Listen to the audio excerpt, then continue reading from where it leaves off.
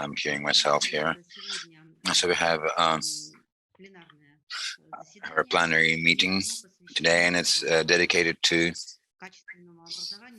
quality education for the contemporary cities. We will be discussing the factors and the conditions that determine the quality of education in the urban environment. At our plenary meeting, we'll have 3 speakers, and we'll be considering various issues. What are the demands of the modern patterns to infrastructure and positioning of the schools? What is the territorial accessibility of educational institutions in the context of city planning? How does the distance from school to home affect the socialization of a child, or how should developer respond to the parents' requests? What is a quality educational institution from the developer standpoint? How to bring together a parent, a developer as a key player that shapes the face of the city. And also another aspect that we'll be considering today is it has to do with a mobile app. How we can develop content for a mobile app, a learning app for children, and can this mobile app correct the students' mistake and expand their ideas of the urban environment? And those are not all of the questions that we'll be dealing with today. It will be a much broader range of questions proposed here, issues proposed, and I'd like to pass the floor to our first research group.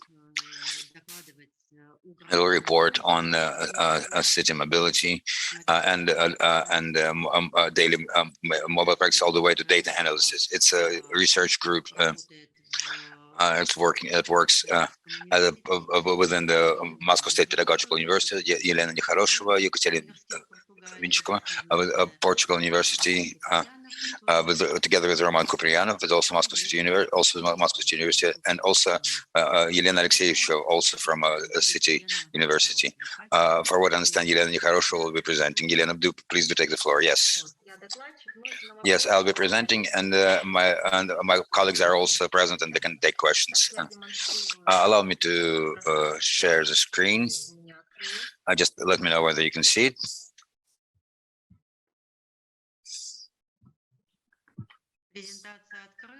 Okay, we can see the presentation, but it's not. Now it's it's displaying properly. Okay, that's it. Thank you so much, dear colleagues. So once again, I'll get to open our plenary meeting with a paper on city mobility and education in school. And it's an interesting topic in terms of integrity. And it's and the way it integrates areas that at first glance seem separate. It shows the interaction between the city and education, and it may seem that those things are not linked directly with the topic of our symposium today, but it's actually 100% relates to the symposium topic, and I'll try to show that further. I'll show that later. Having shifted the focus from the traditional industrial approach, whether it's urbanistic research or educational research, we have found new opportunities in understanding both urban processes and educational processes. And today we'll be sharing our results. What I'd like to draw attention to before I start with my paper, I think it's an important note to make. Our paper that will be presented today is in a way an invitation for a continued discussion. And if any conclusions or hypotheses offered may seem doubtful, we're prepared. We're prepared to discuss these issues further after the symposium as well, because there's a lot of material here to work on together. So my task is to show some ideas and show what instruments and the research models we used, and see what the hypotheses we've tested. So now a bit of a forward has to do with the literary overview. I understand that the Moscow educational system is not quite varied. Sometimes the choice of the school that responds to the need of the child is far, and the development of Moscow transport makes this choice easier. Some children go to a kindergarten or to go to the closest school, get their education within that institution. Some children change schools at some stage. Some children are taken to kindergarten, are driven to the kindergarten by the parents. The foundation for the choice can be different, but as a rule, there are two deciding factors: it's the quality of the education and the accessibility, territorial accessibility, and thus mobility, daily mobility. It provides an opportunity for independent planning of educational route on one hand, and on the other hand, set the tasks for the city to properly plan and distribute of the workload on schools. Lately, over the past decades, I would say, a new paradigm was created. A paradigm of new mobility is created that allows to go beyond the framework of institutional sociology and speak of daily mobile practices. And that's an important point that we'll be speaking of later.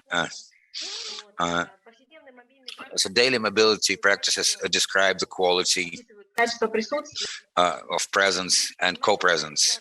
There is issues of healthcare, effective manifestation, life stories, interpretation of the world. So making emphasis on the human being and its internal world makes it possible to study the impact of city mobility, not on some social, economical processes, but as well allow us to assess cognitive and emotional well-being of the child, the family. And the research that has to do with that links the city education and mobility processes are actually quite fresh and new. It's a trend for unification and integration of the various industries. So it's all of those things are quite fresh. On the slide now you can see. So now one of the things studied at the moment, for instance, it has been proven that the more choice and variety of educational programs, schools and opportunities, the weaker the connection between the local community and the quality of the schools nearby. So it's not only quality, but also the variety is a part, it becomes an important factor. Research pool is quite broad. Of course, it's a research between commute, connection between commute and the well-being of the student. Another area of research is daily mobility and free relocation of children and the parents' standpoint.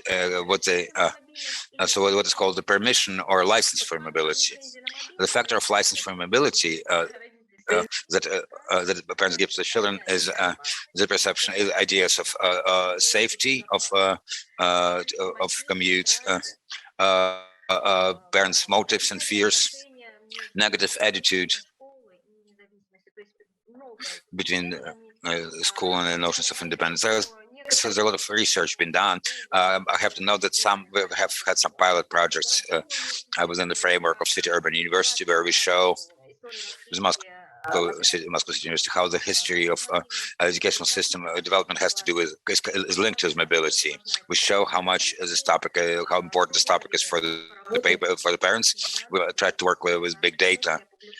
So, and all of the research has been published. So, out of all of the research, both done by us and our foreign colleagues, we'd like to note the notion of distance. It seems that what is distance? Distance is a span between point A and point B, but within the framework of integration of various approaches within the industry, the education system, the word distance becomes a determining factor that may, so to say, that allows us to research both the personal focus, for example, what role does a distance play in a personal choice. It allows us to research the school. How does the distance describe the school? It seems a bit paradoxical at first, but nonetheless, answer to this question can also be found. And actually, it may seem obvious. Focus of the city. How does a city has to do with city planning? That's more or less traditional, but nonetheless, it raises issues such as transport loads, safety, transport safety, and other issues. But if we were to consider the intersection of the terms, whether it's a human being versus school, school versus city, human being versus city, we raise a whole layer of issues or research objectives. So, in other words, what does a choice of educational institution really look like when we see that that intersection of school and the city? What is the territorial accessibility of an educational institution within the context of city planning? And what is the role of distance as a spatial time and space phenomenon? So it's more of an anthropological focus. So the actual word distance, the notion of distance is becoming particularly a full-fledged member of our cognitive field that will allow us to integrate all these new directions. So now I would like to show some of the observations made by us that may be interesting to our listeners, and maybe a ground for further discussion and research. Why is this direction interesting for the city? In order for us to take the traditional approach, we will take the path. We'll start from simpler things and move on to more complex things. In order for us to see, to look at things as issues within an urbanistic and geographical context, we've used the database on minors, 18 under 18 living on the same territory. So we only had data on age and a place of residence, a place of learning. But even that was enough to make certain conclusions. And so we're talking about 16 educational institutions that include 116 buildings, including preschool institutions. Of course, there are more students on the territories. Of course, we had to do a lot of work with the database to get scientifically valid results. And from then on, our further work and all of the results that will be displayed later are based on the foundation of 34,144 authentic data sets. There's distribution on levels and age groups. So this is a first observation, and it's quite obvious for many of our listeners, our guests, our colleagues. Actually, yes, more than the older students tend to travel to remote schools more. That has to do, actually, there's a connection has been proven between the age and the distance. So we can see a trend that shows a connection between age and how distance of the school from the home. Everyone knows that the location has to do that people are.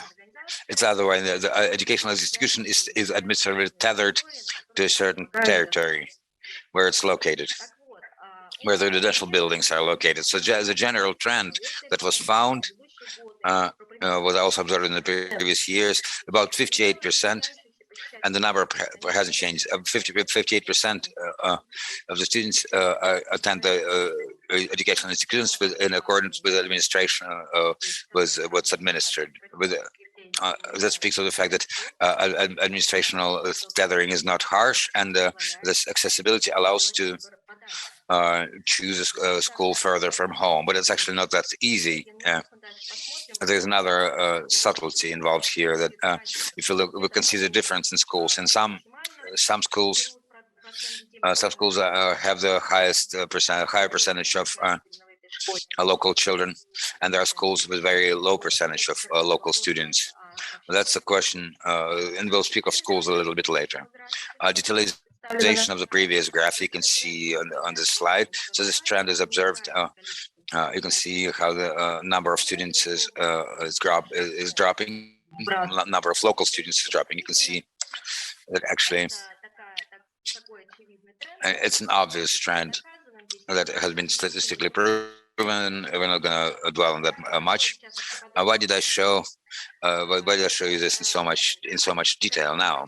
It seems obvious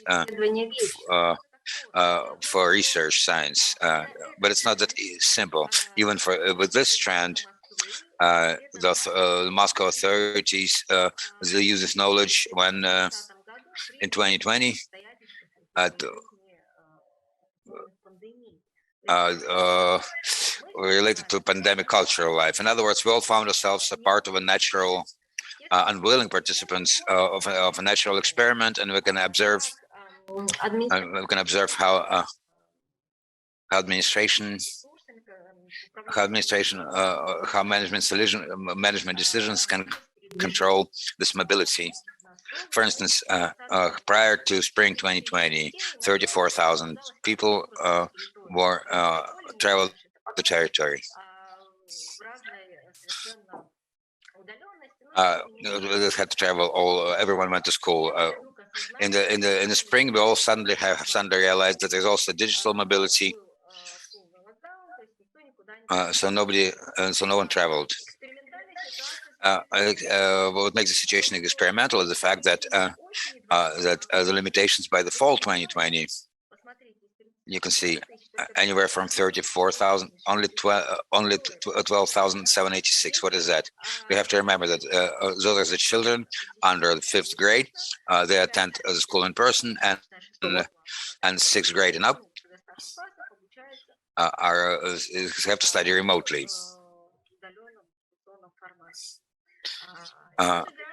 Below, you can see a graph that very well demonstrates what has happened.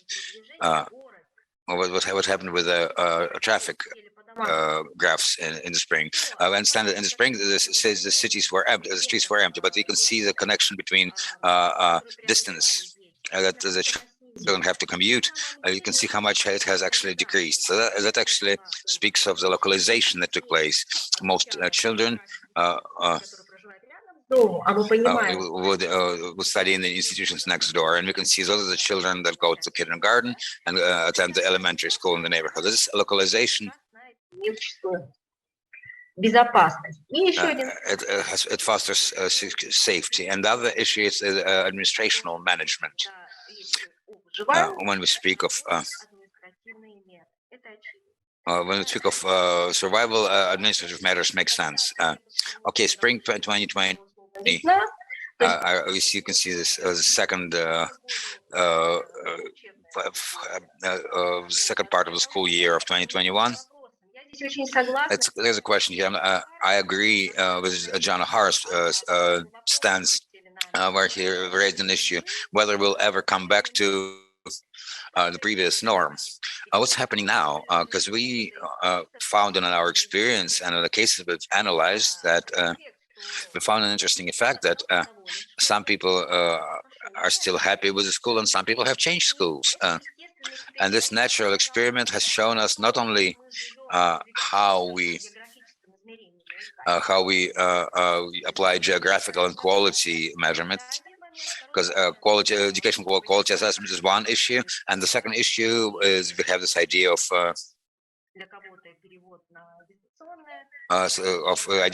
having some people to study remotely. So what I'm asking is, I think it's actually something that's a matter for future research, because there's a lot of doubt whether things will go on as they are in the future. Let us get back to our schools. I spoke of the fact that the different schools have various percentage of children who study locally. You can see on this graphic, I'd like to show the following. There are schools with various makeup.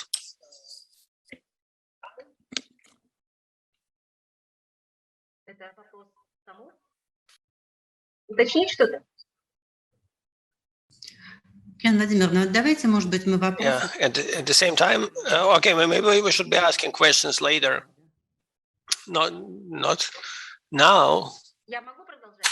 Can I continue? Yeah, all right.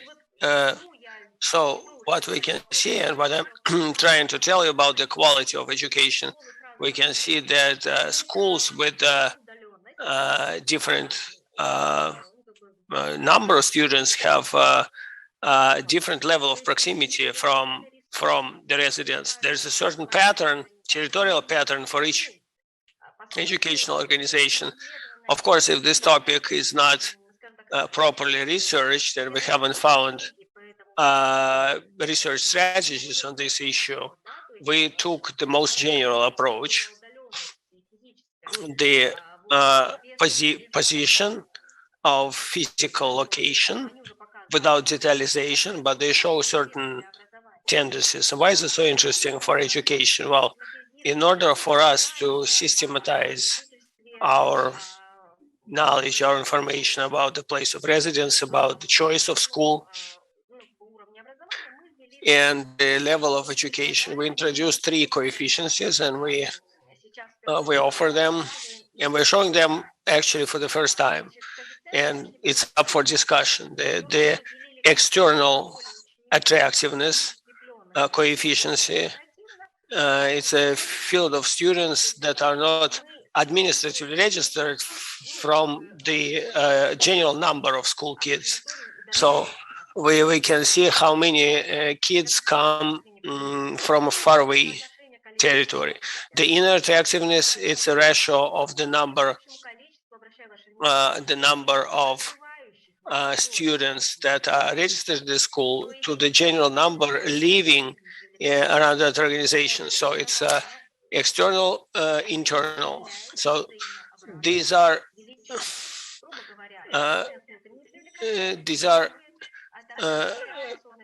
connected, but they're not the same. The inner one shows the ability of the school to attract students residing in near proximity. We can see that there's 2 factors here at work: the quality of education and the territorial proximity. And in these coefficients, we see both of these factors, and they are compounded in a different way. There's another one, another coefficient. I'll tell you later about that. And now let's see how our schools are represented within the external attractiveness coefficient. So we can see that that there is a school with a high level of attractiveness. There's one with a low level of attractiveness, and in general, it correlates with the general attractiveness. So what we pay attention to, and it's really Moscow specific, is that there are schools where it's more attractive is kindergarten. There's schools where it's middle school, elementary school. So by external attractiveness, it's mostly high school and junior high. Junior high makes a big contribution to the external attractiveness. So now I put on a slide with the inner attractiveness slide, and you can see how they differ. On different levels of attractiveness correlate with the general attractiveness, but the inner attractiveness is not only contributed by junior high, but by elementary classes as well. Where we in early school, parents prefer to send kids not far away. So this difference actually does exist between the coefficients of external and internal attractiveness. And why did we do that? Well, this is a research move that allows us to assess the homogeneousness of school. So external, internal, the coefficients 1 and more is the inner attractiveness, and under 1 is external attractiveness is higher. So Why is it useful for managers and practitioners? Well, let's say we take clusterization according to 0.5 indicator of 0.5. Calibration verification is following up. So we already can see how these schools can be distributed according to their external internal attractiveness. A is the school with a high inner attractiveness, B with a high extra attractiveness, B external internal. So there's a number of schools that will be in demand. B sector is really different from the others. Why is it different? It's the quality of organization. I'm very happy that practically we do not have schools from G, but B and V. And what is the question is what's so important here? What has influence? Whenever I looked at our school in terms of territory, and the question is what factors are here at work, and how we can explain that. And what we did, we went the way that is the very simple way. For example, everyone says school takes according to the rating, but we haven't been able to show the statistical meaningless of rating. E.g., EG points, EG rating is very important. State exam, yeah. It's good for external attractiveness, but it doesn't work with internal attractiveness. So, honestly, this research task for our group, for the entire university, it presents a challenge because we have this problem and we have this difficulty to receive the access to it. We have different buildings in our educational complex, 116. They're all different, and there's a lot of things to work on here. And interestingly enough, we came here through a realization of the city geography, and this was our move, our research move, and I really hope that it will show us something. So what else can we do within the remaining 2 minutes that I have? We haven't been able to ignore completely the possibility of modern digital analytics. So what we did, we just tried, and this is one of the tasks that we had, all the information of 34,000 students we put in the map, abstract map that was connected to the territory, and it's allowed us to see the connection between the territory and schools, and the connection among several schools about how they're placed.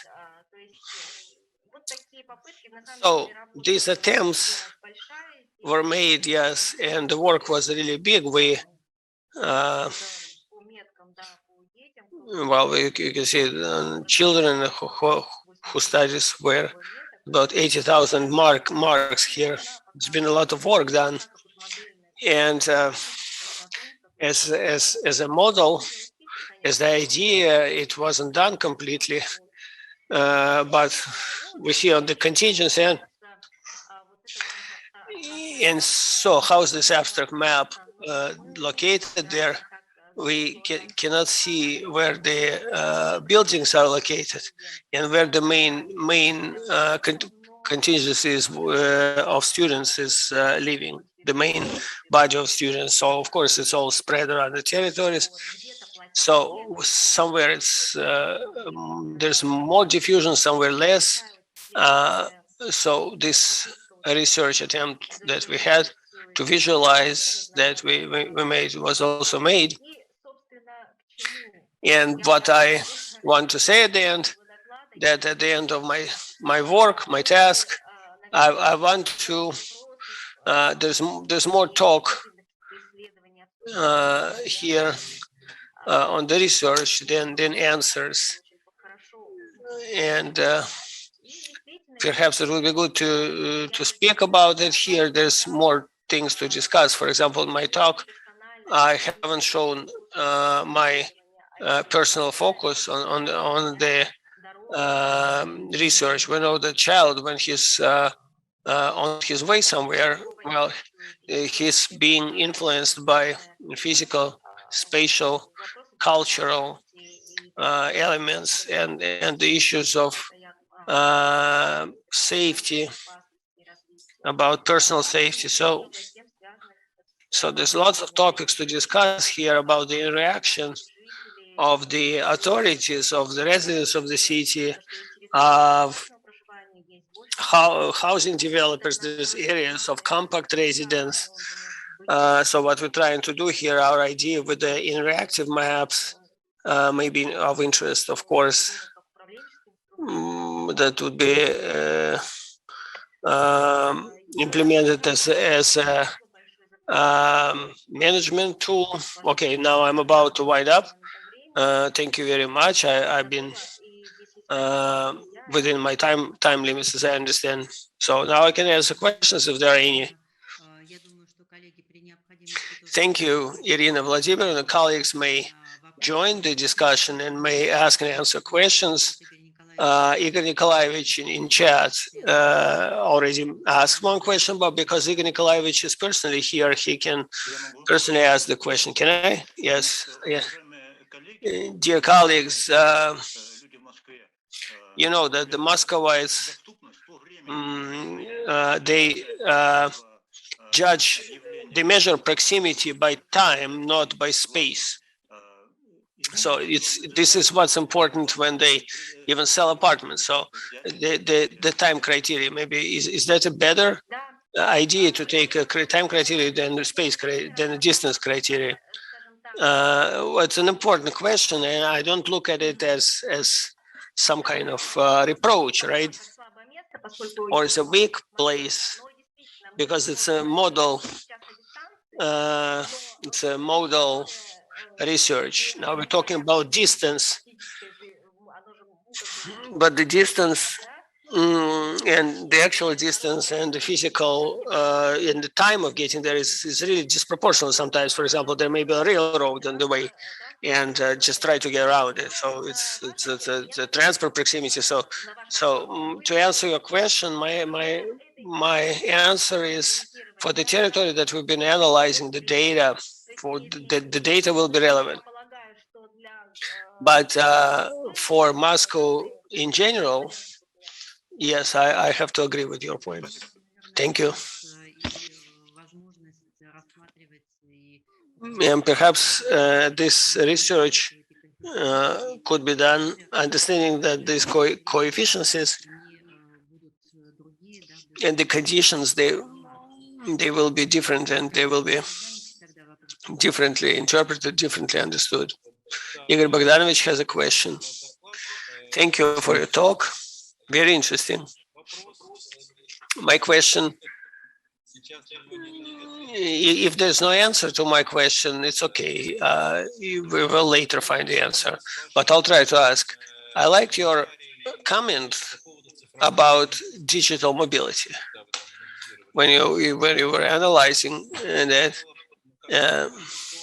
I began to think about just how much it was digital mobility, if you have any data, because children would get outside the digital resources that they had to stay within according to school recommendations. And I believe this is an interesting parameter as well. I think that it really tells on the usual mobility as well. Igor Bogdanovich, this is a valuable remark, all right, but when when we're talking about the change in mobility, about kind of, as we say here, look at the root. We haven't looked well at the base. We worked with the base, but it looks like we have to create a separate topic here. An interesting topic indeed, an interesting video there. Yes, we discussed that, but it's like all children are taken to nearby located school. Well, hopefully we'll be able to show it to you. Thank you. There's a question in the chat. Maybe you can see that about the external, internal attractiveness. Are they variables or are they constants? Ekaterina Enchikova. I would like to turn the floor over to Ekaterina.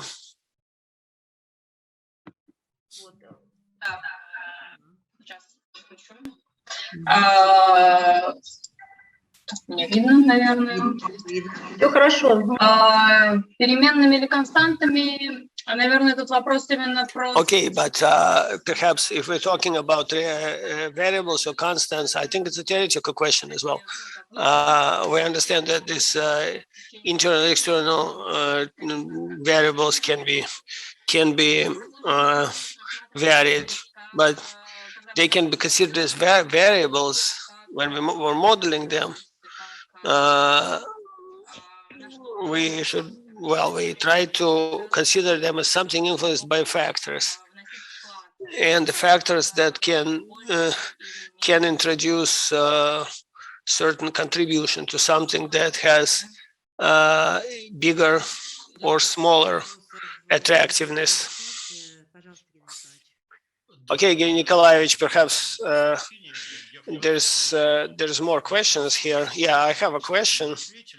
Partly it was already answered, but the problem is not about the natural rendition of a constant.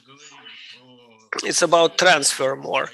We talked about digital reality, and I kind of wanted to mention mental reality, this inner mobility related to changes in perception, interpretation.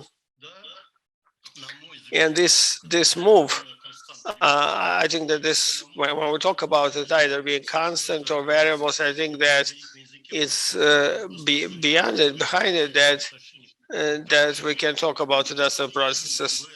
Not just what, but what is it actually that makes it attractive?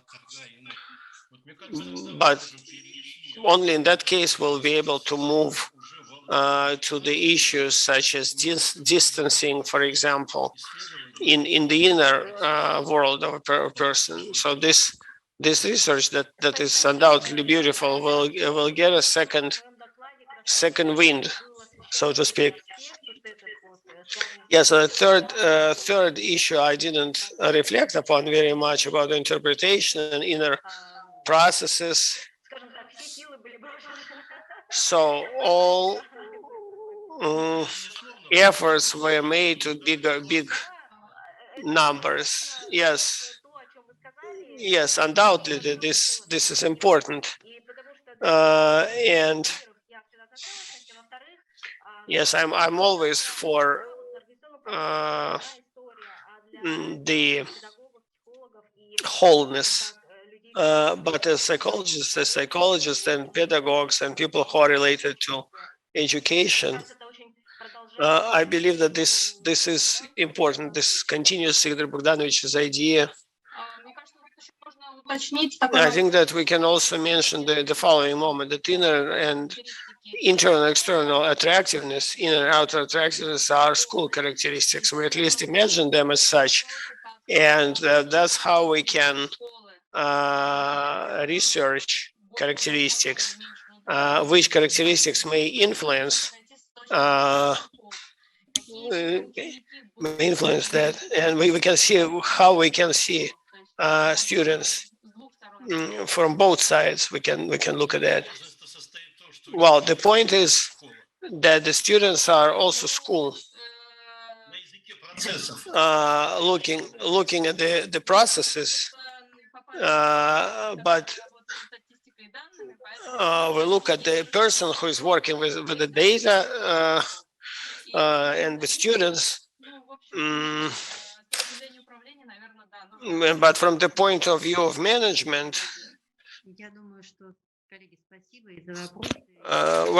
colleagues, thank you for your questions, for interesting talk. And I think that there is more data here than the amount that the colleagues today presented to you within a plenary session. And I think that we will come back to it, and we will continue that, because it's a very interesting, prospectively very potential research. We can move from particular territory to other territories of our megapolis and see how to operate within Moscow limits at all, be it coefficients or something, and see how it can influence the results. Thank you very much, colleagues. We're moving forward.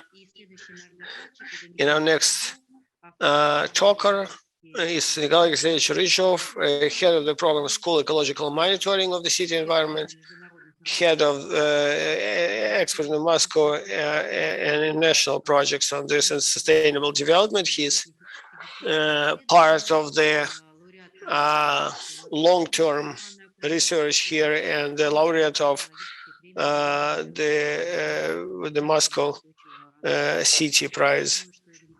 So, Igor Nikolaevich, will you please take the floor? Yes, thank you.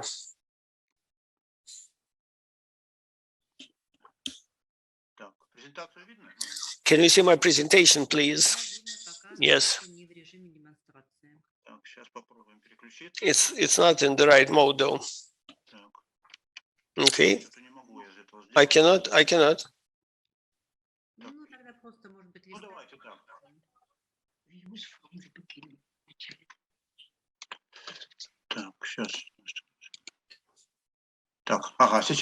All right. How about now?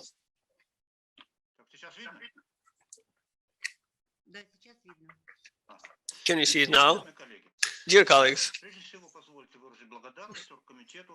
allow me to express my gratitude to the organizing committee for the ability to speak at such a national symposium. The previous talks were really good, and the next talks will be no worse. So I would like to acquaint you with the results of our project. The project was called the Ecology of Questions and Answers, by the creation of an interactive application. We understand that this is a big research, and one of the research elements was about the behavioral motivation of school kids, school students.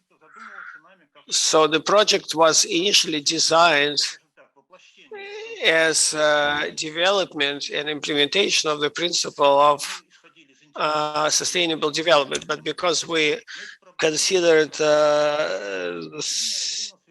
interest to the ecological problems, but they are related to the ecological problems, and it also included these questions. So the questions and answers, they kind of reflect the Moscow environment. So we try to think globally, but to act locally.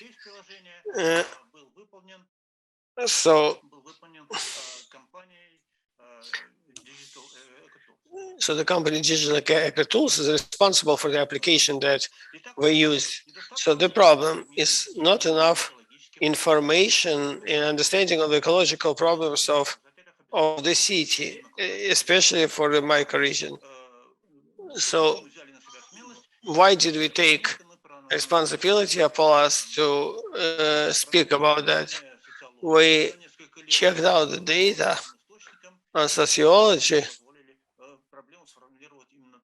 that allow us to formulate the data in this way. And the tasks that you can see here is, you see, to understand the informational needs, to provide the necessary knowledge, and to create a modern educational supply.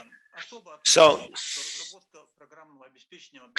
especially, I would like to note that it was also interactive visualization that was used here very much, and it's a new approach. So where did we get the questions from, and where did we get the answers from? Questions came from the process of questioning students with the questionnaire. There was 12 schools that took part in it, and the kids of 4th to 7th grade. And each question that we formulated was about their personal life, particular aspects of their personal life. And it was some personal moments, and it was really, the kids were really motivated to express their personal opinion. And something we managed to find out about, basically.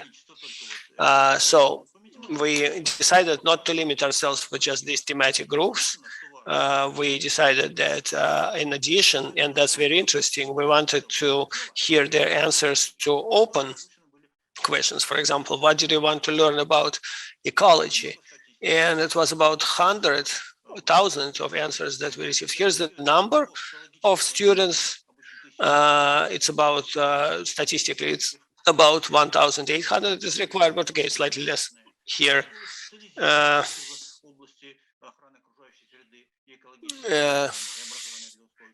So it was about the development. It was schools that didn't have any relation to that, private schools or schools that were there. And I really want to mention that this work wouldn't be possible without the participation of so many volunteers. And usually it's kids of senior years of senior classes that took part in it, who were participating in it, and they were really prepared. And this questionnaire was done. So you can see the age infrastructure and the gender divisions, about the same number of boys and girls. But in terms of age, the 6th and 7th grades were prevailing. There were more of them than the 4th and 5th grades. So here is the notification that we made.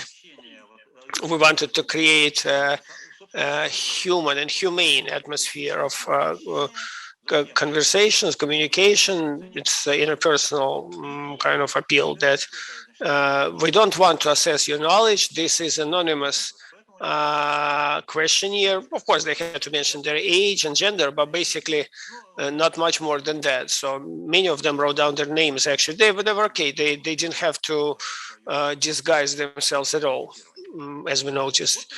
So here is the question. I'm in school. Well, he was the first block question because we were questioning school kids, and they mostly have activities during daytime. Second part is mostly about home friends, so on. So what do you know where litter is taken from school? Yes, I know. And what particularly do you know? What did you read? What did you understand? So here's the question, here's the answer that you should really understand, because and you should be careful with, because when the respondent wants to stop participating, he says, yeah, well, I read something, I did something, I just don't want to deal with it anymore. Is the motivation we didn't pay attention as a useful one. It was considered to be more of a negative answer. Vice versa, The answer, I don't know, but I would like to learn, was actually assessed as more of a positive motivation, and also as something I'm not interested in, which is obvious negative motivation. But the same principle was used for the third question. And the second question is a question where you have a multiple choice. If there is some wild plants on the school territory, it means it didn't have time to cut it down, or it means that it has shelter for insects, or it provides feed for birds, or some open alternative for the answer. There's another block, me on the street. There are three questions. I'll cite only one. The leaves are taken from the city lawn. What will happen? It will affect the fertility of the soil. The leaves won't make it to the road, or animals will be deprived of shelter. And the thematic block with the store. In the store, normally use a plastic bag or some other bag, and other. And so no matter how much we think through the questionnaire before we launch it, we can never consider everything, because the school children, modern school children, they didn't choose a single any one answer. I say I go with the backpack, which is actually the truth. I'm a passenger. Also, three questions there. I'll cite one here. How many? Of course, how will you travel a short distance? On foot, on a bicycle, on a car, a subway, and so forth. And we've received some very interesting results. There's another block that has to do with me and nature. Do you know that there are hotels for insects in the city? That caused a lot of interest, with very low indicator of knowledge. Practically no one knew about it, but practically everybody wanted to know about it. And we'll get back to that a little later. And final block, and I'm not going to cite everything here, that actually was the key block for the committee decree. Me act as an active citizen. So on the 22nd of April, I'm planning to watch a movie, go for a walk with the friends, or to take part in some other event. In the summer, they'll start selling wild flowers. They're expensive. I don't buy a bottle of flowers altogether, and other. Also, with these questions, we didn't quite hit our expected answer area, because school children of this age, of course, they don't buy children for no one, and for them, it's in a the questions and answers are beyond their personal experience, which somehow upset us. But that's a lesson for the future when developing a similar questionnaire. And a good question: do you know that there's dangerous waste that has to be collected separately? And with options, there's a standard set of answers, and that actually caused a lot of interest and quite a good level of knowledge. Some generations are going to be made with our questionnaire. Most answers are stereotypical, and the younger the respondent, the more stereotypical answers that people get from textbooks or from just common words, just from mass media, from the internet, from the parents, and so forth. As a specialist in education, I'm constantly upset when people speak of ecology. They think of everything but science. Well, it's good when they speak of the condition of the environment. Only 1% of respondents understand the difference between ecology and environment. We have pretty good level of knowledge, like I mentioned, on where the garbage goes after school. And it's very important to note that it's only interesting for only 1/10, because that has to do with because personally significant information, personally significant knowledge area, and personally significant behavior. But how well are the school children, whether they're sufficiently informed on the issues of waste? It's just as much they're not informed on other resources. Most students think that the chain temperature in the classroom or in the recreational room, it depends on the presence and the type of heating elements, and that's it. And their knowledge does not go beyond that. But they're quite interested. Where does the heat come from? So the connection between heat used and fossil fuel burned, no one was grasped by none of them. And it's quite obvious because electrical stations are far away. They're not very much spoken of, and oftentimes, all of they show us steam. That's actually more safe than invisible smoke from high pipes, which means that for us as kind of app developers, it means that for this group of questions, we need to pay special attention to. Coming to the store with store with plastic bags, like I said, most either buy a bag at the cashiers or they use a backpack. Interestingly, the consequence of daily consumer behavior, and allow me to emphasize the word emphasize, it's not linked with the growth of plastic waste. So we have to make an emphasis on what was this obvious connection. There was an unexpected reaction to the question of pictures with domesticated wild animals. Now it's less common, but it's still in place. We were thinking, as developers, we were thinking that the children will say, well, of course, it's dangerous for the animals and so forth. More than 70% have indicated as dangerous for themselves because the animal may scratch or bite, and only 1/10 has noted the danger for the animal. Some good results were shown on energy-saving lamps. Light bulbs. Partially has to do with informational campaign in press and online regarding those. And more than half respondents, that's a very high percentage, have rightly named such lamps. And more than 20% would like to learn more about it. And the very low indicators of those who are not interested. And just with the waste removal, it has to do with every family. And maybe some school child of 5th or 7th grade, they may not buy these light bulbs, but at least they see them every day, and vice versa. So when it comes to grading of appliance grading efficiency, those striped lines with A, B, C, D index has shown that school children do not know of such grading labeling. At the same time, it's this is something that drives us to find for an answer, and we need to provide this opportunity within our app. We're all on automotive transport and pollution. There's a quite high degree of replies here because it's something that's being spoken of. In our research, it has to do with stereotypical perception of the urban environment, and I'm not going to speak of it much. I'll only cite one example from our research. There was a question: so what is a city? And the answers were distributed. First of all, it's buildings, then it's cars, and people come third.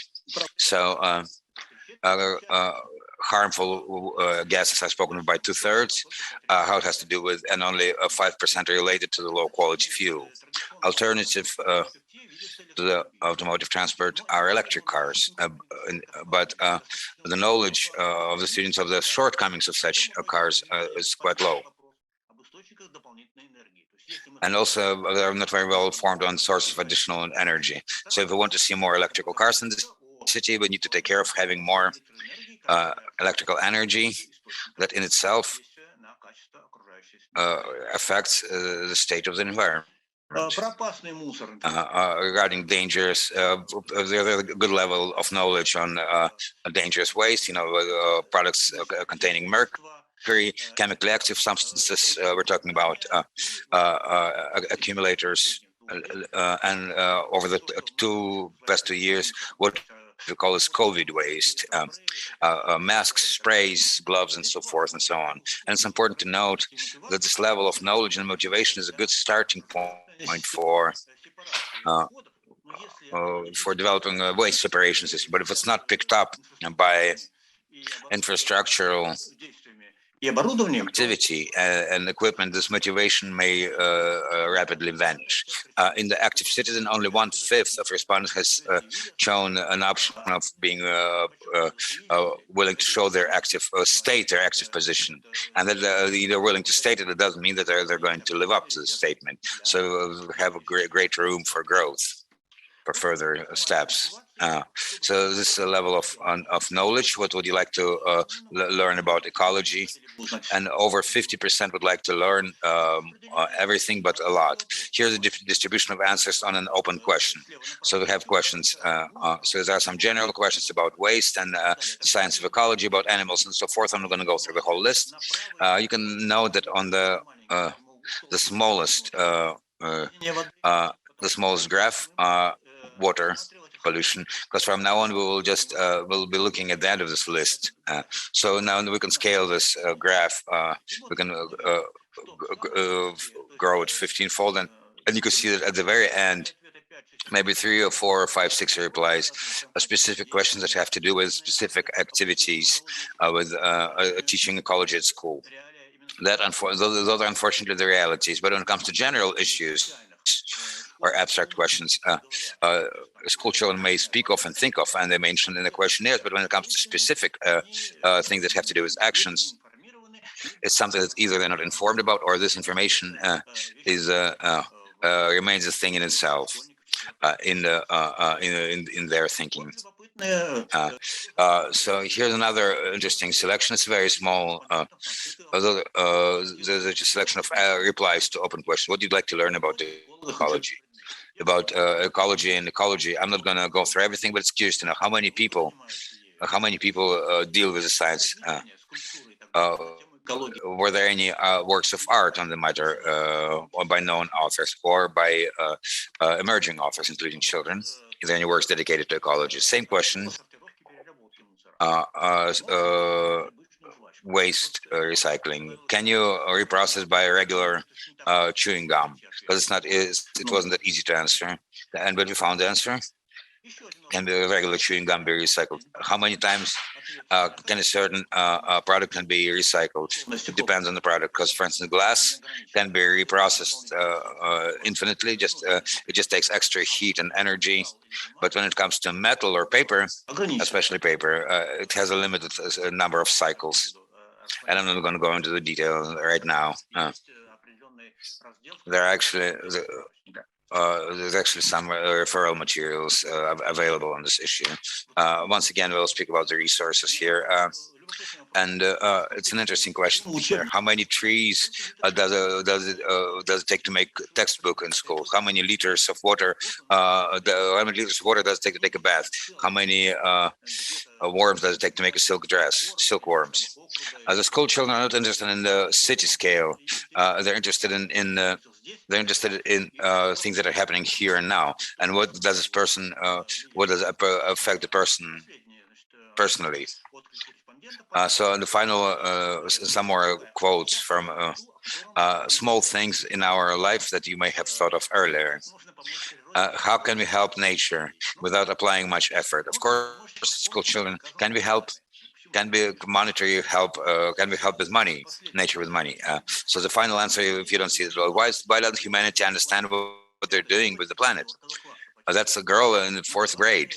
So there is motivation in place. You know, she may be lacking knowledge, and she may not have the opportunity to turn this motivation into activities. But why are we doing all of this? If the first part of my presentation answered the question, where does a question comes from, the second part has to do with where does the answers come from, and how will these answers will be executed. So we have a body of questions. So those are just some examples. Those answers were analyzed in order to develop a mobile app based on the concept. So each of the questions, most of the questions were answered by expert group. We'll attempt to create most concise answers and informed answers. So those are the screen examples for the app. Those are 5 final versions of the screens. But the actual app starts with a startup. You can download it from App Store or Google Play. That depends on the kind of gadget the respondent has, and as usual, you have to register and authorize. And once again, you don't have to. It did not require a verification. You can use your own last name. You can use a fake name. So as long as you register an account, you can you can see about the app screens, and you can get a closer look at the city here. Unfortunately, there's a bit of a bug. You can see the scaling on the lower scale. The square gets larger, and you can even see some detail that were provided by the app designers, because some things, perhaps 3 or 4 waste containers are not seen in the wide shot, but they can see in if you scale that. I apologize for the technical mishap. Okay, the content of the app. The first student gets an understanding of what we're talking about here, what this app is about. As he can choose a department. Here you can choose me in the nature, and you can see a number of test questions there, and there are a lot of those questions. You can see of 7 of them, so you can see, is it true that there are no moss on trees in the city, in the downtown city, as a person, and you can see the answer. You can ask whether are there beavers living in the city, where do they live, do they live well, and so forth. And that's what happens with each of the 7 departments. The second button actually moves on to testing, how to change your city. Same block, me in the nature, and another what predators you can meet in our city, and we have 4 alternatives. If a student chooses the green options, the right, you can see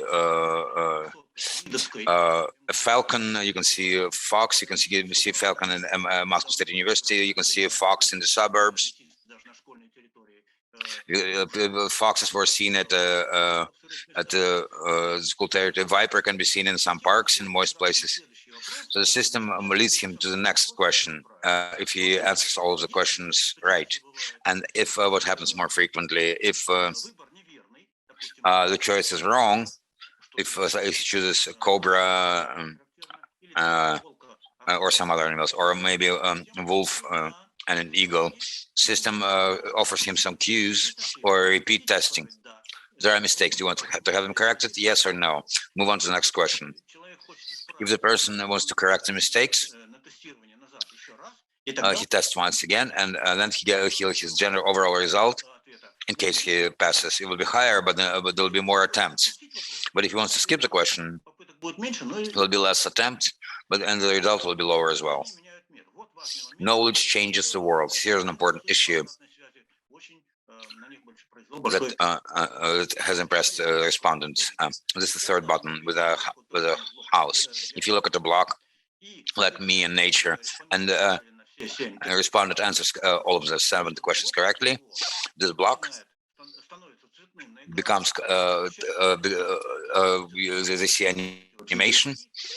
You can see the windmills and the birds chirping, and one of the blocks comes to life. In order to bring the whole screen to life, you have to pass all 7 tests. Then you can see the button in yellow. It shows the rate. It shows you your own rating.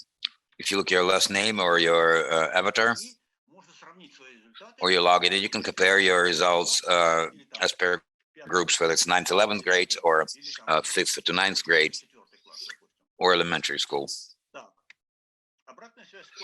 Feedback, user feedback. Those are some of the feedback. This sums a lot of interesting information. It's very interesting to paint the city. Yeah, I have to emphasize this answer.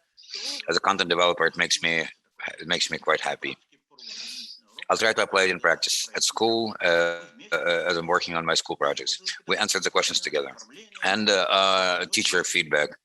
It's good that it's not too big. The answers are not too big and not too much reference material, very precise reference materials. And once again, another. And also it offers variety, and it enables to non-conventional thinking. Some more feedback. So we, in order for us to be able to somehow to modify the app, we have created an option of writing feedback. So me and my son, we have downloaded an app, and we just couldn't get it to get away from it. It's especially delightful when the birds start singing and the city comes to life. And finally, how does the app work? You can see, you can have people answer the questions and think how this information can be applied in daily life. You can use an app. You can use the app in the store. You can use reference materials to choose your products, choose what you buy. You can assess a situation in the city and the street. You can organize a contest between the students. You can educate your younger or older generation. You test what of the knowledge that we've received at school was seen in the app. And you can also offer additional topics for the mobile app. That could also be a stimuli for some ecological projects, because judging by my experience of working within a jury of a young ecologist contest in Moscow, the range of topics is quite limited, and here we can base ourselves on the realities of what the school children would want to learn about and what do they actually know in reality. As you remember, there was a question about works of art. We can also learn about that as well. So we're going to not only use it as a learning material, but it's also something that may stimulate a broader engagement of school children, both into curriculum activity and just thinking activity in general when it comes to urban environment. To expand on the topics of the mobile app, and the interface allowed it. It can be done by studying behavioral motivation in daily life on any topic practically, whether it's improving legal competencies, economical competencies, studying behavioral motivation in volunteering work and charity work and civic activity. So it's an open list of questions, and I'm prepared to hear some proposals and comments and questions on this topic. Thank you so much. Thank you, Igor Nikolaevich, for such an interesting app. Unfortunately, I didn't know about it before. I think there's interest and there's motivation to learn more about it. I have a question, and I don't see any questions in the chat. Perhaps maybe the colleagues, maybe our colleagues will still at our Zoom meeting will have some questions. You know, we have some school children that you motivate to certain activities and certain behaviors in regards to ecological issues. At the same time, we have adults and parents. Oftentimes, we have situations where the children encounter, for instance, like separated waste collection. And there are some examples where it's spoken of in school. People share the information with their children, with their parents. So there's some struggle that takes place, and people take the school children's side. After some time, they start collecting waste separately. And then at some point, the same school child sees a car pull up and loading all of these containers into a single garbage tank. So there's no separated waste collection. Yeah, there is an issue of that. Actually, I would cautiously say that we used to have this project because of a problem, because when we started working, dealing with waste separation, I don't know whether it's the correct term for it, and it was in place, and it was a vital problem. And now, if we're to speak of my observations and observations of our group in the Russian towns, and that's Voronezh and Voronezh region, it's Kaluga. We're talking about Kursk, Saratov, and a few other cities. Right now, the companies they use cars of trucks of different colors. You know, they have blue and green trucks. And there's this concept of 2 garbage cans, right, within the container. A lot of people probably have heard about it. But I'm trying to say that with both with school children and adults, you know, they take different approaches. They need to be offered different arguments. For instance, economical arguments don't work, are not as effective. It just goes right over their head. But with adults, you know, they pay bills, this and that, and So the issue exists, but there also have been some changes. I've heard this question many times, and I replied to this question many times in a similar way. If I have another minute, I'd like to say that when we raised this issue back in our ecological atlas for parents and children, and it was back in 2004, there was a moment where on the Akademическая, they had those little containers, a few containers installed. And what you're speaking of, well, not quite, they would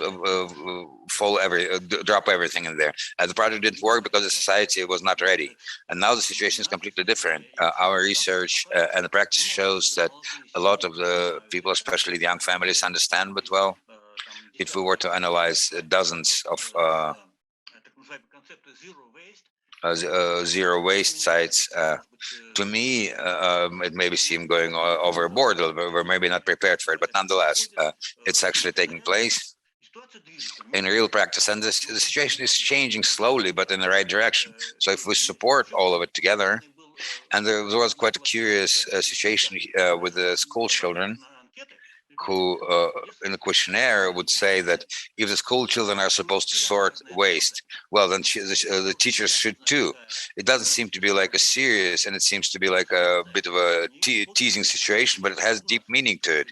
So if we don't have this with teachers, why should the students be doing? Why don't we do it all together instead of just few words on social justice here?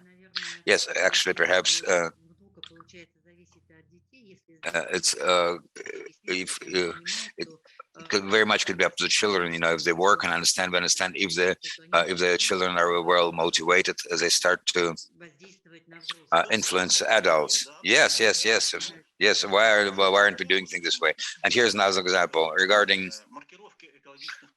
labeling of ecological goods. Very few people know that after, on the paper bags, there's a grading on some goods have this eco-friendly labels, especially with the senior students with preschoolers. The parents at the parent-teacher meeting, they said it's impossible to go to the store with children. They say don't buy this, buy that. Of course, their motivation is not economical. It's not about what we need. It's about what's not good for you or not. But given that we have excessive level of consumption, generally, despite all of the economical difficulties, we have some goods, prestige character goods that we could do without, or some fashionable goods. But it's still the area where, with our means, we could actually have some impact, from my standpoint. Thank you, Igor Nikolaevich. I don't see any questions from our colleagues here. Yeah, I don't see any questions either so far. So there are some questions on the previous paper in the chat. Natalia Zvonareva is asking how well are the teachers informed of this resource, and how do they use this resource working with children? Well, actually, I've cited some replies from the teachers. Unfortunately, for a lack of time, I wasn't able to go into detail. I must say the following. It was a short-term project, and it required hosting support. It worked for a year, and then since there were no longer hosting support, the project still exists, but it exists right now. Unfortunately, right now it's inaccessible. It was an experiment. If the hosting was still active, perhaps it will be still online. But it was used in all sorts of ways. It was used to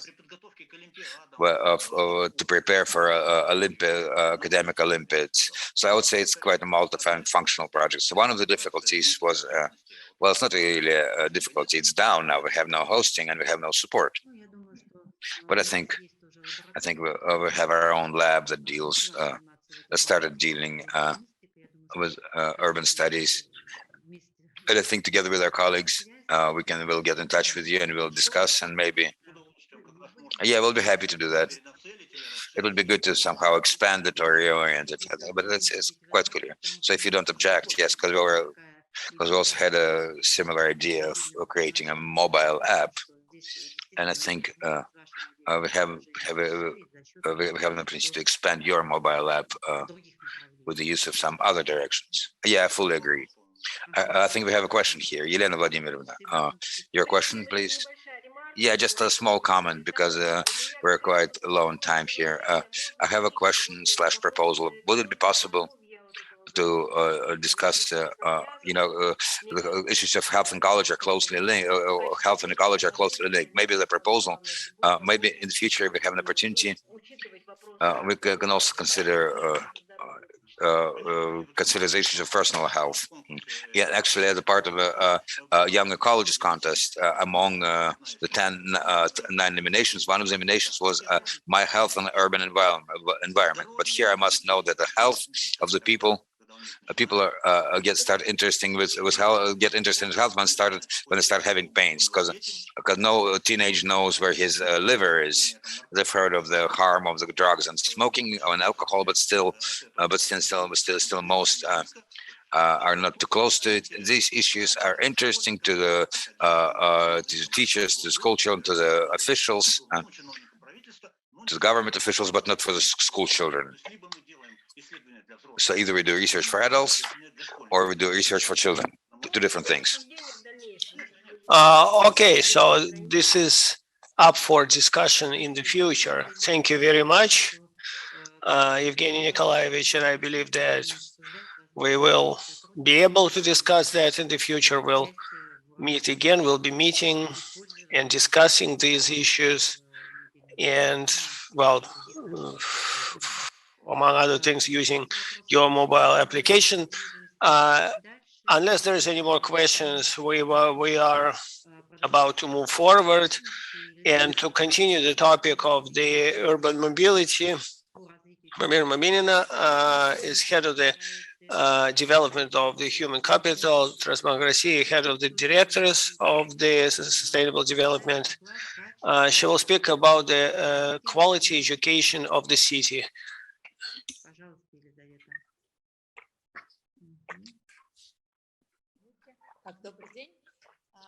Good afternoon. Thank you very much. Svetlana Nikolaevna, I will adjust the equipment a little bit, just a second. Okay, you can see the presentation, can't you? All right, here we go. Dear colleagues, well, thank you very much for inviting me to this symposium. And on the part of the consultants in the real estate, we are managing company working with the social profile, educational profile objects. I've been working closely with the educational objects, so we can see interest of the parents, of developers, and the city. And I believe that our research will help to add something to what Elena said before, because, well, it was a very comprehensive research on their part, and there's a lot of opportunities and possibilities to continue it. And perhaps in our research, there's certain accents that we have here. Well, we will split it to 2 parts. First, we'll talk about the parents' outlook, the quality research, and the developer's outlook, what he's expecting. And as of now, we have a vision. And we'll talk about the city position on that. So this kind of research, it allows to move positions, opinions together, and to find a way to move forward, both on the real estate market and the education community. Speaking about parents' outlook, we've been doing this research, and based on our initiative, well,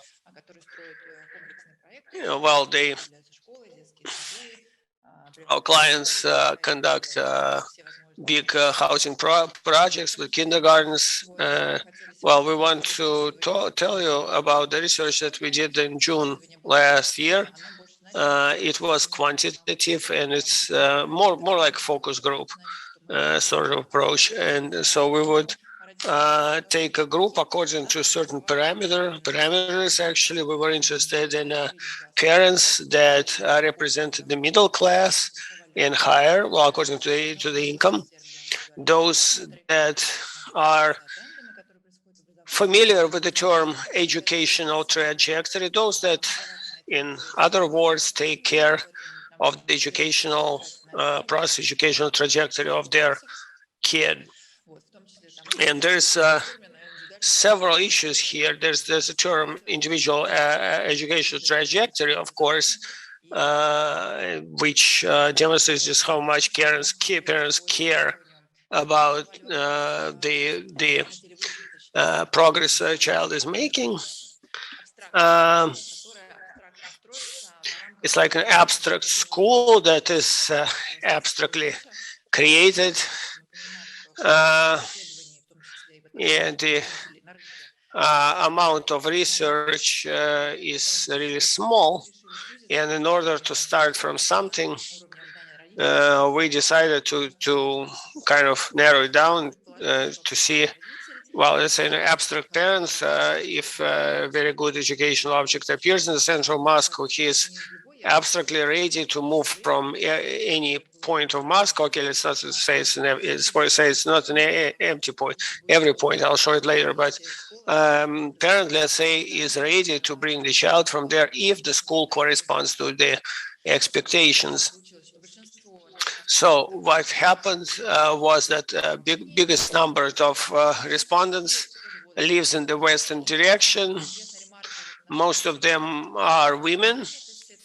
In terms of their business, more than 70% they are business owners or in the budget sphere, more or less high positions, or in large business, be it Gazprom or Sberbank or something. Profile organizations, or they are freelancers. Moscow,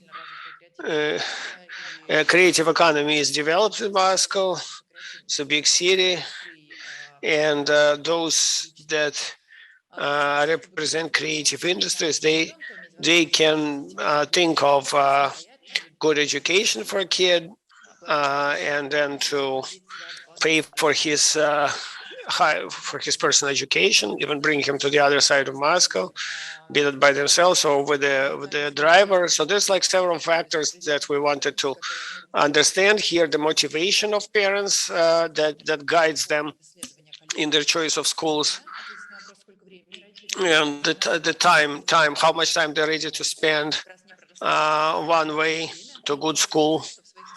But in our research that we conducted in terms of availability of one school another, we always look at the transportation accessibility in different times, and be that in private car. We can draw a map of accessibility, of how long it takes to get to school. And from this story, we actually can create a cluster analysis in terms of transport mobility, and we can make a good cluster analysis. We can see just the income of parents and how daytime population is distributed, nighttime population is distributed, and those working in the office or be it the service. So we looked at the time, just how much time parents are ready to spend, and we looked at how comfortable for parents that sort of free schedule for their child is. Maybe they want it to be not the whole day, but half of the day, and after that, maybe kid will go to sports classes or something. So we would ask questions about the representation of this step, how much time they want to spend on the education. We will see about their expectations from private school, public school, size of school, of class, infrastructure. And there's an interesting moment about their ability to be ready to move, readiness to move. They think that they can move and everyone will buy apartments from there. But is it like this? We will see now. So first, they expect that transport accessibility is about 35 minutes within 35 minutes. More than 70% of people hope that they will not be driving their child there for no longer than 35 minutes.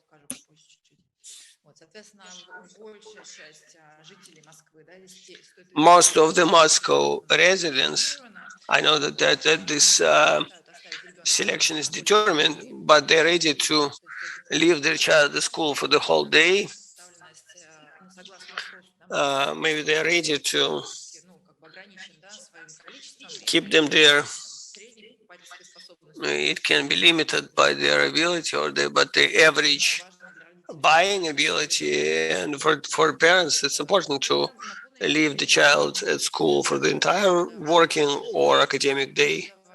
So there should be some additional education, sports sections, sports activities, extended day groups. So yes, for them it's also important if it's federal school or private school.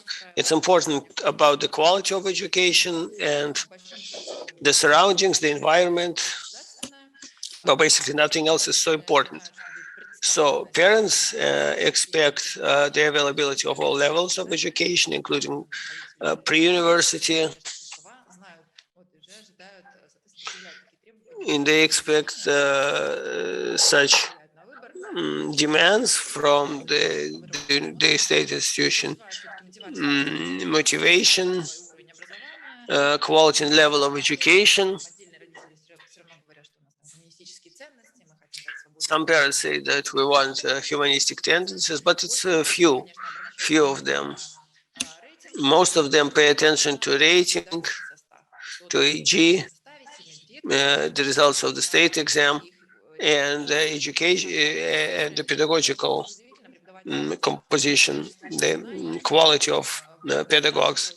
So so it's equally important, quality of education and quality of pedagogues. So the factors of the research, well, it can be added here, and we can see just how well it will be part of the research. Parents pay a lot of attention to additional education, and in private school, one very important factor that's more important than in a federal school is parents' community.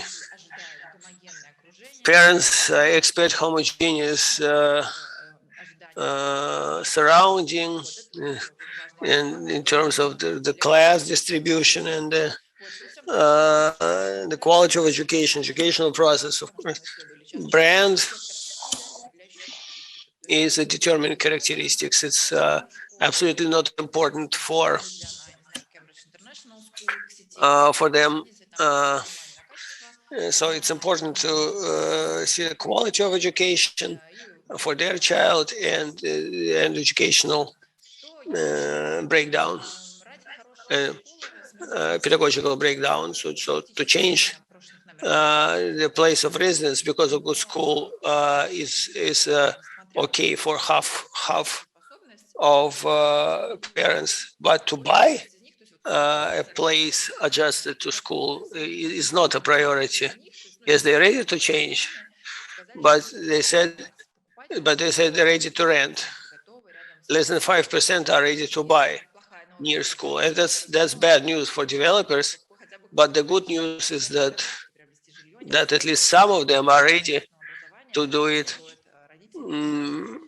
here near school. So those are the main conclusions. Now we take a look at details. 500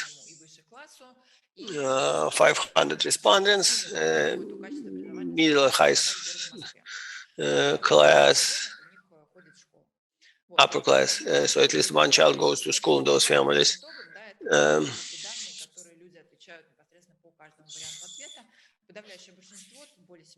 Most of them said that it's better to be like less than 20 minutes to get to school, that takes to get to school. Some are ready for 50 minutes, under 50 minutes. So we will put them together, and the several variants here that we put together is for 6%. So it's important for the educational level here. So we can see here that for them it's not important if it will be private or state, and they can see that for private it's lower level. But Moscow is not the whole Russia. So if we go to any other city, we will see other numbers, totally different. We worked with million cities and 500 plus, and there's a whole new situation. There they expect a good education. It's mostly private school. If we look at middle class, so in this slide you can see the results of efforts that the Moscow State Department. So the level of Moscow education is accepted, and they are ready. They're ready to understand that the federal level of education in Moscow is recognized better than the private, unlike in smaller towns where it's the opposite. So most of them are ready for half a day and more. You can see that free schedule is 31%, so it's more popular. What new school does, and when we go to the second shift, you have a free schedule. You can do professional sports, but you can also have quality of education, because for the first part of the day you do what you want. The second part of the day you can do whatever is necessary for the curriculum process. So that free attendance is a really good thing in this case. It's really good for private schools and public schools alike. Because it allows, without increasing the capacities, to involve more children, more children that are here, that have to be waiting to take their place. So what we can see is that parents here spend time and pay attention to new situations that didn't used to be popular.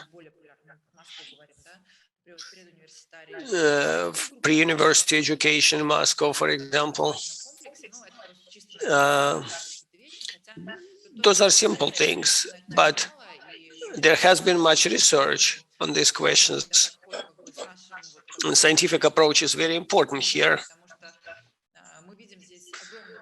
We can see a big number of additional possibilities for research. What levels of education must be at school?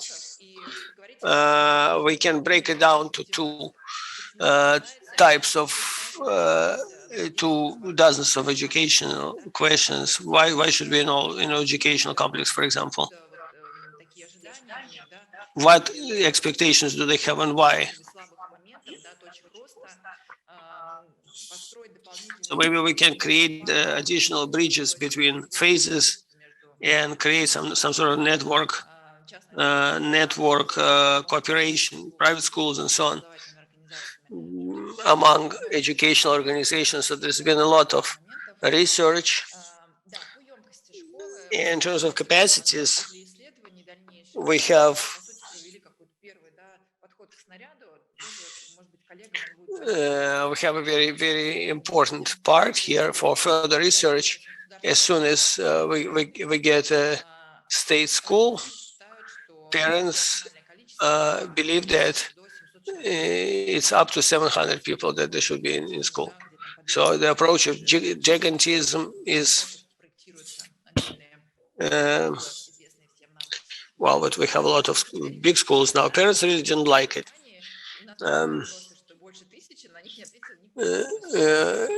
Parents have some idea how it should be. It should be in public schools. It should be like no more than 700 people. In private schools, 200 to 400 people, but not more. And as for the number of people in one class, students in one class, so they also have stereotypes. The inner motivation of parents, why they believe like this or another, is actually, why should they think that way? It's just going to be a bigger building. if it's managed properly, it doesn't matter. But it does matter for parents. They don't want it to be more than this number. That's it. So we ask some questions about sports infrastructure. And what's important here, in a big number of cases, they want to know what sports structure within the education university will be there. And sometimes there's no, for private schools, there's no chance to organize any sports grounds, and they're less flexible, but most of them don't even have licenses for education. But for parents, it's really important. We can see good numbers here. Would like to have a swimming pool, would like to have stadium. For parents, of course, it's much more comfortable when all the infrastructure should be there. And we understand it's a good choice both for the city and for developers in terms of configuration, designing infrastructure. So what attracts you in a good school? Quality level education, of course, and the pedagogical composition among the public and private schools. We can see the community of student, parents and teachers. It should be the same idea, the same values. It's a big break from the state schools. For private schools, it's extremely important. Wide range of additional education, comfort, migration. You took your kid somewhere and you brought him back in the evening, in the daytime, so that he doesn't have to be moving left and right. So it should be at one school. Everything should be at one school. Well, because we live in Moscow, we have a higher level of getting double diploma, and for state school, this is even a higher level of demand than private school. I thought it would be for private school, but for most parents, it's for non-public school. This is very important, but our quality quality of education in Moscow, it's mostly in 47% of the cases, it's a double diploma. And the quality of education is a school connected to the higher institution. For private, it's not so important. For public, it is important. So these are the conclusions. As for the possibility of buying or renting property, we remember 43% answered that they are ready to change the place of residence if it's okay. 43% can rent. Then the other 30 are ready to exchange it, and more than 5% are ready to buy another place somewhere downtown. Only 5% are ready to buy it. But so how do we treat the results of this research? Well, we should really make one correction here, that the entire sociology understands that these are kind of conditional things. They're not taking part, they're not taking into consideration the cost of apartments, but when it comes to the particular time of relocation, well, already fewer of them believe so. So here it's a good field for additional research. Maybe we should pay more attention to what parents do. Well, maybe we know quite a lot of examples when there's been well, change of apartments, or they take a rented apartment, but in some cases, well, they haven't changed apartments, and because they didn't do it. So these are the main conclusions, but the questions about well, the number of kids, so they give expected results. So for private school, it's 20 people in class. For public, no more than 20, no less than 20.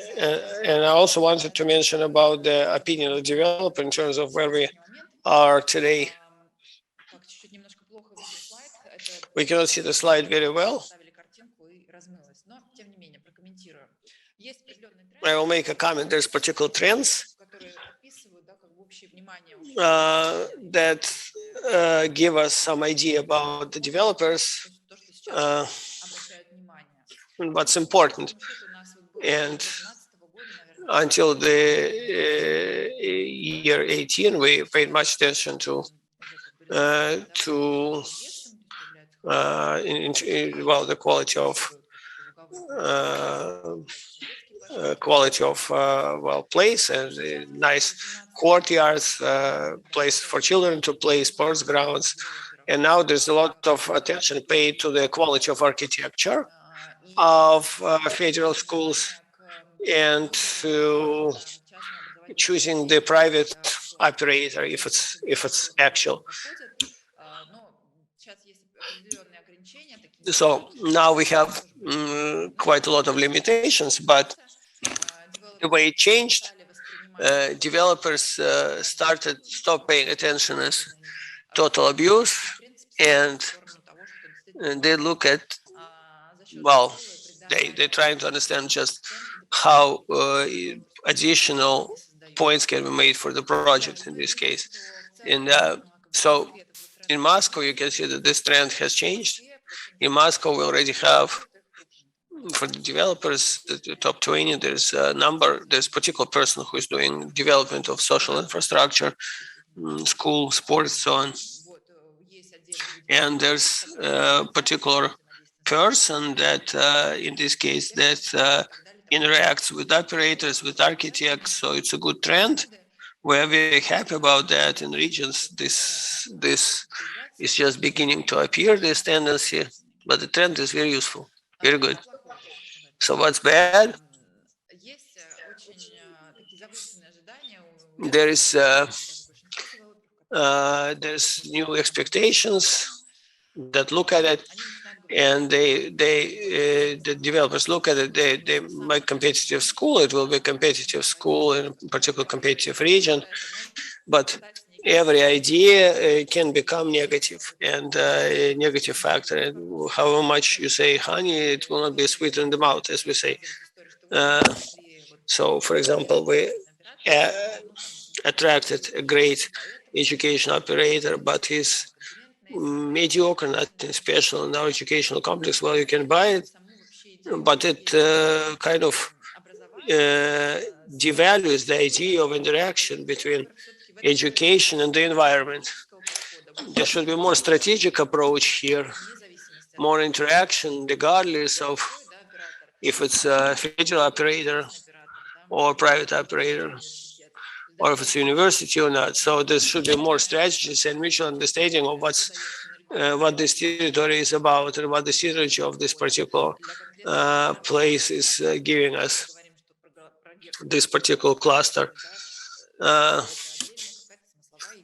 It can be a separate idea, a separate part that functions within this 35-minute availability. And of course, this approach is beginning to appear with some developers. The previous step was developers would sign a long cooperation with the X operator, and whatever didn't happen, the developer, they would kind of start working with the same operator. But now developers are thinking more strategically, and they're trying to look in a more complex way, and they're trying to deal and interact with the state in a more useful way.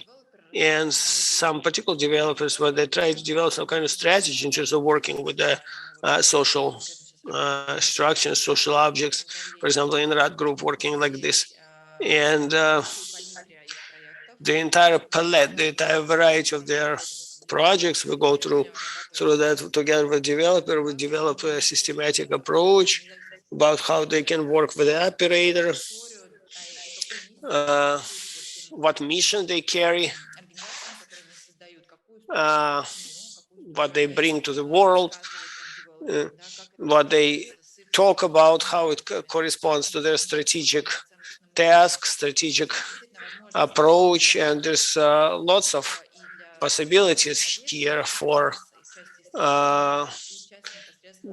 togetherness, for cooperation, creating particular projects, and within that to cooperate. How do we do that? Well, school is separately, and so we're a private school. It's a new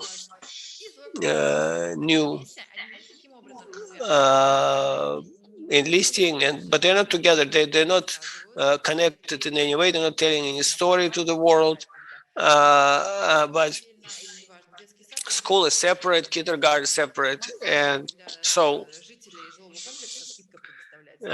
basically, what's good here that there should be some discount for the citizens, and of course they open the doors for the school and they create some communities there. But for the children, that they go to swimming pool, but not everyone does that, and not everyone understands the idea of that. And due to this kind of sort of devaluing approach with this competitive region, there is all those funny stories that appear on the internet about people from education. They created a market, and well, they create the best school. They kind of on the jocular side and jocular intonation, they describe what's actually happening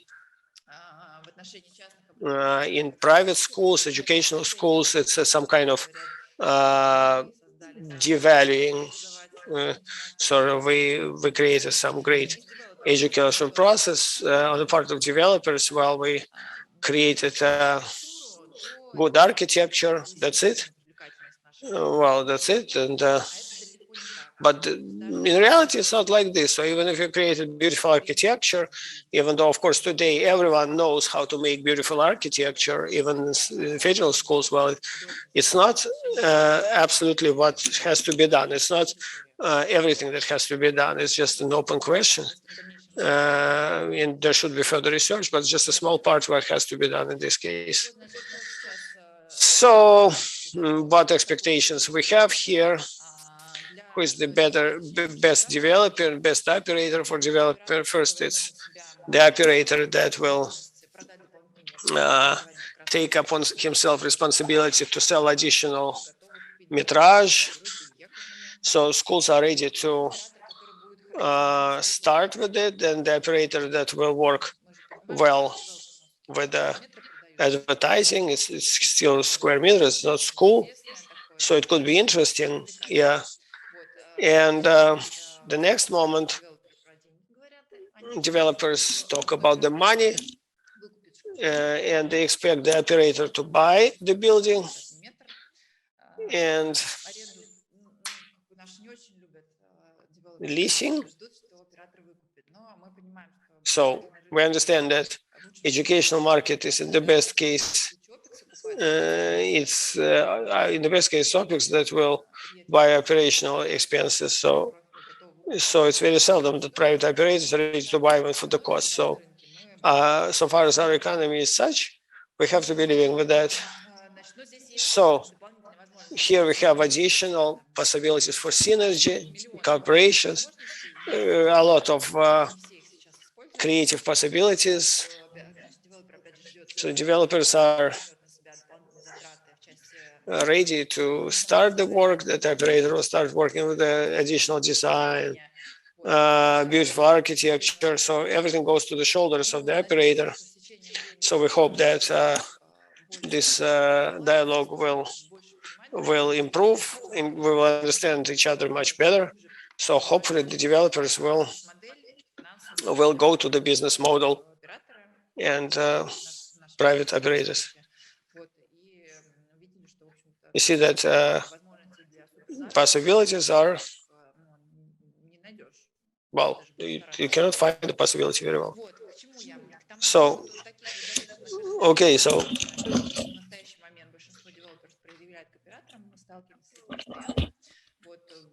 something we regularly find, we need to transition to the next stage of the market development is when every developer develops their own thought out strategy on dealing with educational projects and constructs synergy within its own synergy, someone who's creating territory and the company that creates a territory, and constructs mission, values, and vision and strategy for working with social objects. And this has to do with the mission.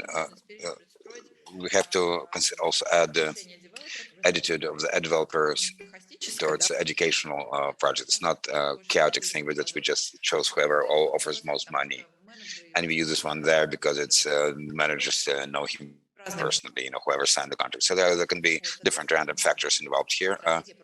So the strategy on working with social profile objects has to be in place with advanced developers. We can see that there's some attention to this aspect here. So what is a quality educational operator for a developer? Here we all can make our own call on that. As it turns out, it just comes out of the preferences of the developer's preferences. First of all, first criteria, it's a stable business model. A stable business model, everyone has different ideas of that as well. For some, it could be 2 schools or more. For some, it could be 10 plus, over 10 years in the market. For some, it could be international operator with a Russian representative. So everyone develops this criteria independently. And the second important point is a proven track record of on the Russian market, and everyone has their own criteria in these terms. And another important point is it has to match the ideology and the goals of the developer, and has to be motivated from the history and ideology of the project. So it couldn't be that the actual residential areas separate from the education. And from the urban point of view, there's a lot of room for research here. I'm not gonna show all of this analyses here, and that could prepare for the next presentation. I didn't physically have the time this time. So what is quality education from the urban, from the city standpoint, other than the number of students and quality infrastructure? Of course, I understand there are certain construction requirements. But if you look at it from the federal agenda point of view and from the city point of view, any educational objects can be well integrated within the federal agenda. If we're talking about increased fiscal competencies, if we're talking about the development of technological competencies, of course, all of that should be present, and not on just it should be done. It should be a proper educational program that's integrated. And when we see that it's a major issue now, we have classes with all of the gear, not in Moscow, just in general over the market. Good classes are created with good technological support that unfortunately very few people can work with properly. So the result expected from the classes created is not as was initially expected as part of target indicators. And also we have this index, mixed use index, that calculates the number of different functions per territory and relates them to the density of functions that is beyond the cluster. It's following the paradigm. The more functionality we have on the territory, the more it's dense, the better it's integrated within the city and the urban environment, and the more economical social activity can take on the place in the territory. So the school shouldn't just, that's also a known fact, the school shouldn't serve a monofunction. It should engage as many possible activities as possible, including digital activities, as it was noted by the colleagues. So the school has been well implemented within the global context. So a child living on the territory should be able to receive an international level education, regardless of whether it's private or a state resident. And that's where the digital environment provides us a lot of an opportunity. Actually provides us all of the imaginary, all of the opportunities we can imagine. Another growth point is using elements of network model. Network, children, technoparks, a million of different options. It's imagination is on the limit here. So perhaps that's it for my paper. I'm prepared to answer questions and take part in further research from the standpoint of our developers market. Thank you, Elizaveta. Actually, yes, it's quite an interesting paper, and I think there's a lot left beyond your presentation. Dear colleagues, the colleagues have some questions, both in our chat and on the YouTube chat. But perhaps the first statement that I would like to share on my behalf, because some of the questions resonate with my questions. It's a thesis it's a question that was asked by Igor Nikolaevich on the first paper, when Elena said that they use the distance as a reference point, and you spoke of time. It's a matter of no more than 35 travel time to a certain educational institution. And here we're talking about the peculiarities of Moscow. It has to do with what makes the expectations in Moscow and the central region from Zelenograd region, completely different topic. And once again, we can speak of the peculiarities of the central region. What makes it different from other regions. You spoke of New Moscow, perhaps it also have some of its own peculiarities, for sure. Because we have all of the different locations will assume different expectations, even if you look at the selection that you made. So a few questions I'd like to bring up, because few people have asked about the same thing, and but then perhaps we can go into more individual questions afterwards. It's regarding the educational makeup of the school. You spoke that educational organization of, and you mentioned it a few times. Do our parents understand that an educational it does not boil down just to a school building? When they say that the school needs to have everything. For instance, the head of an educational institution, and it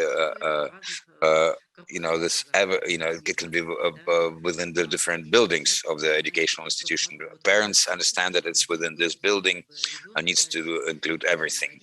So not to take your child any further, not to transport the child, because even the different buildings of a singular institution, they can be located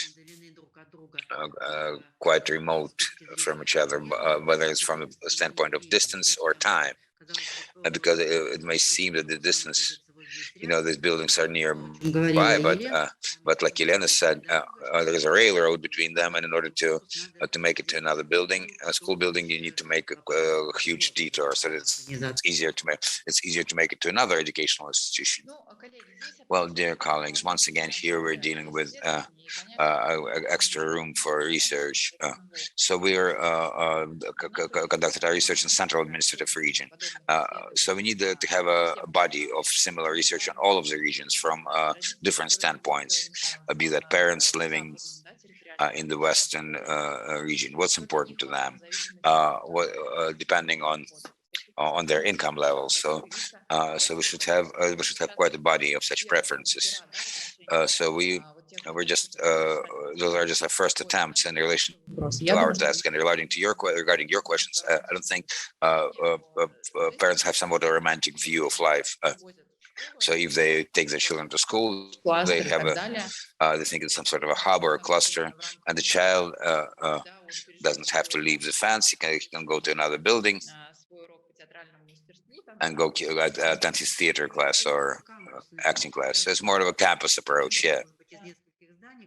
So where you may have a few buildings that are localized.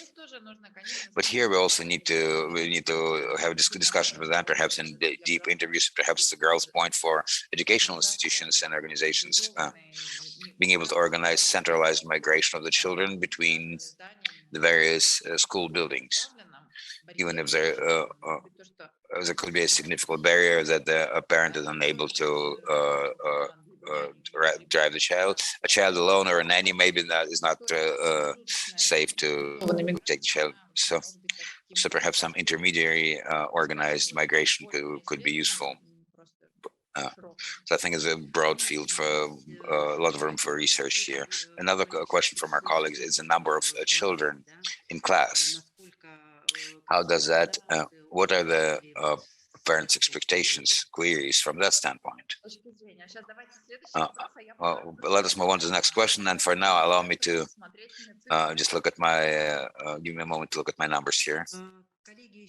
Dear colleagues, there's another question from our colleagues regarding the criteria used by parents to determine the level of quality of educational services provided by the school.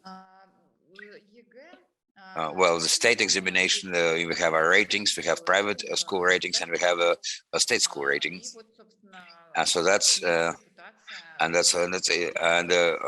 deans and the teachers' reputation. That's more of a subjective take on it.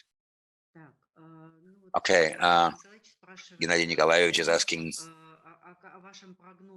about your forecasts, about your positive and negative outlooks in the situation within the next 3 or 5 years. Regarding what? Situation with educational institutions. Perhaps Gennady Nikolaevich maybe will clarify. Or perhaps we're talking about internal or external attractiveness, whether those are constant or allow me to just want to it could also be posed this way, but actually my question just has to do with have a nice pool, research pool. So it's something that was spoken of about a lot. It's a bit of a provocation, but in a good sense. But when we have an integral product where you will start to establish a lifestyle within the territory that includes the worth of the real estate, the various services, including education. Because school is one of such super services. Also considering accessibility, and one of the logics for. So, what would be your forecast? Whether it's positive, negative? What are the trends in this? This complexity will prevail within 3 or 5 years. It's not school is something that's an extra that comes with our partner, but actually school being a part of a lifestyle with all sorts of services available and savings that come with it, or another strategic choice and forecast that school more and more becomes an entrance place into a network distributed education. And then in that sense, well, everything is brought down to zero. It doesn't matter whether you have the good exam results or the teachers, because the quality is provided by the network where the school is an operator. That's a different scheme. That's the only thing I'm trying to ask. Well, there are no right answers here, just a matter of it's something up for discussion. Yes, that's absolutely correct. Yes, there are no correct answers, but what we're observing now on the market, yes, we're seeing some clusterization.